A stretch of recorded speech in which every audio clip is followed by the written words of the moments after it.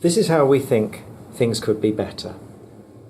So here's Sara again, and she's got the same problem. So she goes to see her GP, and her GP takes a history and maybe does an examination and says, well, Sara, I think we need to do 1 or 2 tests, but have them done here and then go home. So she has a couple of blood tests and maybe an ECG or some other investigation at the practice at the time and goes home.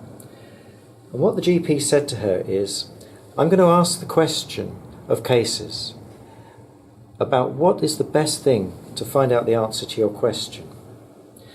So the GP will send a message to cases, and that's where the assessment takes place. So somebody who's got a lot of experience in looking after Sara's type of problem will have a look and say, well, I think the best thing to do is maybe to have some community-based investigations, or maybe to see a specialist nurse or even a consultant at a community clinic to work out what the answer to the problem is.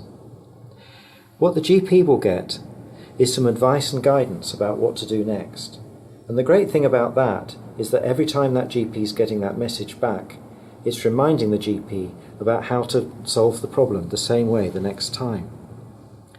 And it may be at the end of it all, what Sara needs is some support from another agency in the community. It might be a charity or some other third sector organisation. So when the GP's got the plan and the answer, he'll get in touch with Sara, maybe even by phone, and say, I think the next step is this. I've been advised that there's this service or this special investigation that you can get. And so Sara can get that with as few visits to different services as possible.